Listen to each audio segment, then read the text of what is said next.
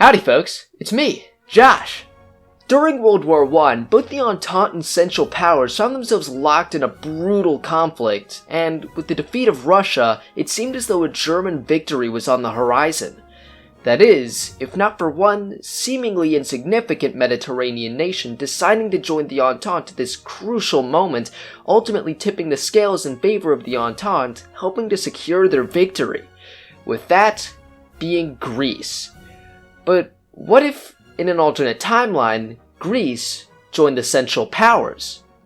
Now, before asking this question, we first need to understand why they didn't join the Central Powers. Greece first gained its independence from the Ottoman Empire in 1821 with the outbreak of the Greek Revolution, resulting in the creation of the Kingdom of Greece. However, this Greece was tiny, and nearly 4 times as many Greeks still lived under Ottoman rule than Greek rule. And so, this would result in the creation of the Megali idea, that of a united Greater Greece liberating all of the Greeks still under Ottoman rule. Fast forward about 70 years to the year 1897. The king, George I, had heavy influence over Greece from internal policy to the military, and due to mismanagement of these, as well as an economic crisis caused by debts Greece owed to Western powers, wow, I guess nothing really changes after all. Many liberals were pissed at the king, and after the disastrous Greco-Turkish War of 1897, which saw Greece lose parts of Thessaly to the Ottomans, the liberals in Greece had had enough. And 12 years later, in 1909, seeing the success of the Young Turk Revolution in the Ottoman Empire, many liberals in the military decided to stage a coup, forcing further liberalization and democratization of Greece, leading to the rise of Eleftherios Venizelos. Venizelos was a strong supporter of the Megali idea, pushing for further expansion of the Greek state, with his wish ultimately being granted with the outbreak of the Balkan Wars. Greece ended up seeing a great amount of expansion during the Balkan Wars, fighting alongside Serbia, first against the Ottomans and then against the Bulgarians, seeing success both times, leading the two to sign an alliance in 1913. But later that year, King George would end up being assassinated, leading to the accession of King Constantine I, who had commanded the Greek army during the Balkan Wars. Constantine had very close ties to Germany, both through his family's German roots, as well as through his German-educated staff, and through his half-brother, an insignificant German royal, Kaiser Wilhelm II. And by the time World War I broke out, Constantine held sympathy towards the Central Powers. Venizelos, on the other hand, was quite the opposite. Hey, the Central Powers kinda just invaded Serbia, who we have an alliance with. You think maybe we should help them out? Nah, the Central Powers are gonna win. We should just stay out. Hey, the Ottomans just joined the Central Powers. This is a huge opportunity to get all that land we wanted. Can we join the Entente now? I already told you we're staying out. But what about all the Greeks? No, we're staying out. That's final.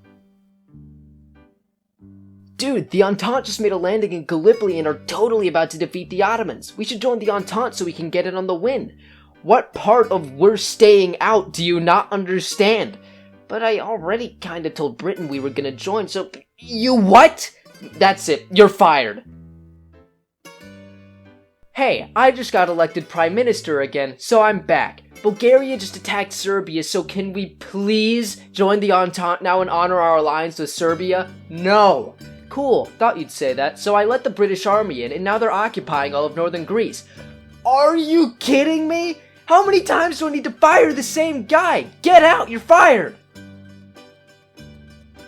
Hey dude, listen, we really need you to join us and help us out right now. So, how's this sound? If you help us out, we'll give you all of Cyprus. That sound good? We really need you to help us out right now. I don't care. I'm not joining you. Go away. Okay, well screw you too! Needless to say, both Constantine and Venizelos were really pissed at each other by this point, and the Entente's hatred of Constantine was second only to their hatred of Wilhelm II.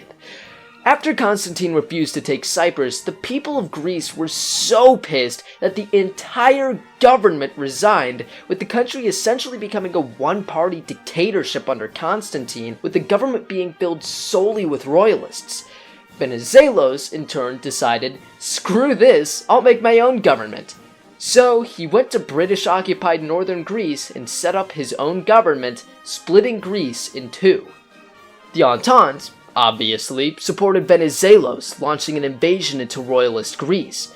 Constantine would end up fleeing the country, abdicating the throne in favor of his son, Alexander, before Venizelos returned to Athens, reuniting Greece, and finally joining the Entente.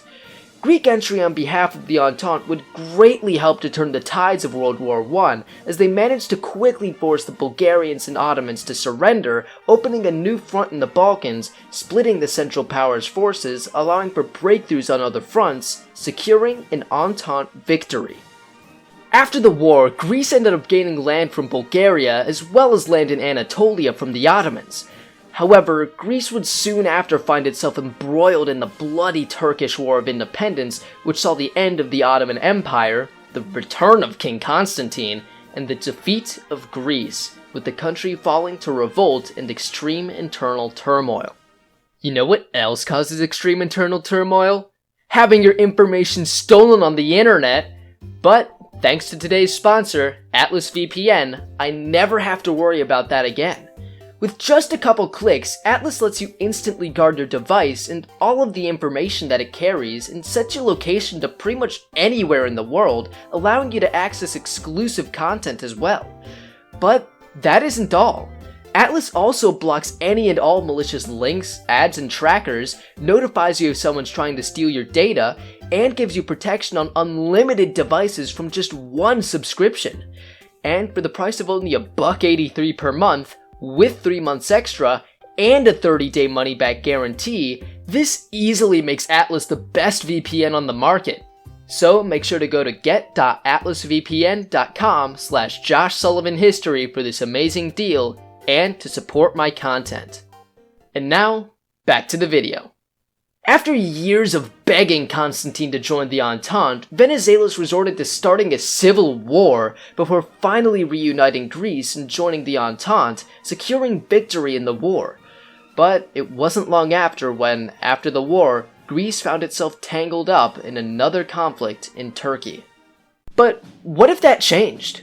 What if, in an alternate timeline, Greece joined the Central Powers? Wilhelm II knew that Greece was in an extremely strategic location and would be of great help in the war in Serbia. And at the beginning of the war, Wilhelm was quick to ask Constantine to join the war on their side.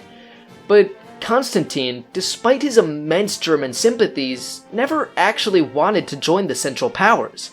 He understood that if Greece joined them, he would have to face a blockade and barrage from the British Royal Navy, which he knew would absolutely cripple Greece. But let's say, in this timeline, Wilhelm puts a ton of pressure on Constantine to join the Central Powers, and Constantine, although extremely unlikely, acquiesces and joins the Central Powers. This decision would be extremely unpopular in Greece, with many royalists even being against this.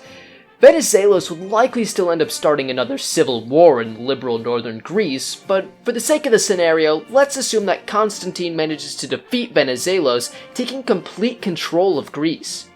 After this alternate version of the National Schism, Constantine would begin an invasion of southern Serbia, likely seeing decent success as Serbia is now forced to fight on two fronts.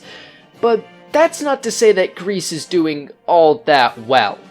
Britain would very likely put a blockade on Greece, putting a great amount of strain on them.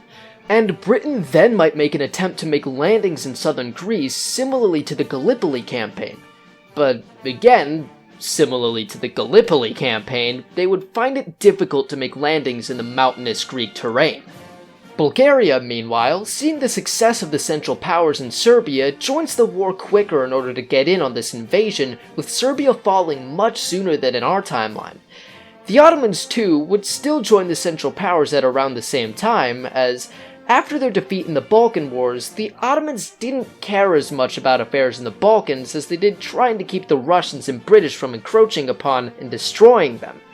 So Greece would end up finding itself fighting a war on the same side as Bulgaria and the Ottoman Empire against Serbia, which only makes Constantine's entry even more unpopular. With the Balkans secured, Germany, after defeating Russia, would be able to put the full weight of the German army on France in the Western fronts, leading the lines to break, allowing for a German victory in the First World War. In our timeline, Germany had promised the lands of northern Epirus and the Dodecanese to Greece if they stayed neutral, so it's very likely that Greece gains these, as well as Cyprus.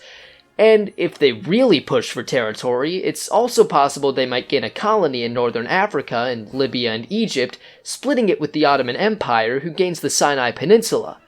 However, it would be very difficult for Greece to hold on to this land, so if they wanted to keep them, they would need to really beef up their navy. And now, with that out of the way, cue German victory in World War I. Bam! I don't really have time to go into detail on this, because that's not really the point of this video, but here's a quick rundown. Germany extends its influence into Eastern Europe via puppet kingdoms, as well as annexing parts of Western France and expanding their colonial holdings into Indochina and realizing the Mittelafrika plan. Austria establishes the Third Crown of Croatia, annexing most of Serbia into it. They try to extend their influence outward, but end up collapsing instead.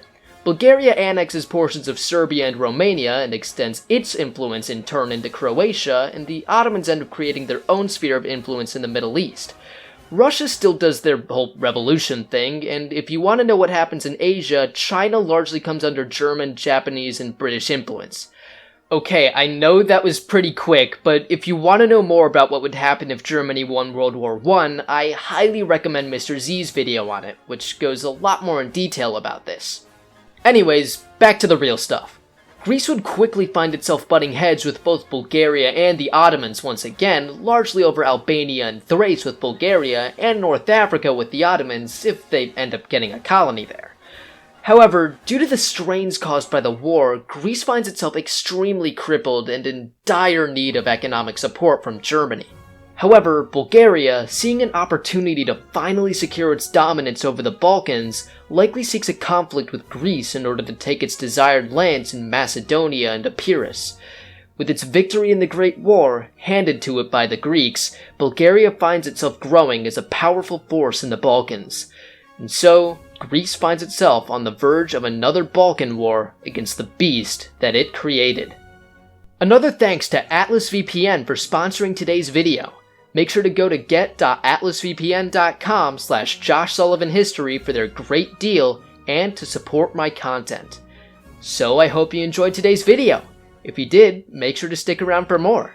And hey, you could also maybe subscribe or something. So that's it for today's video. Well, till next time, see ya.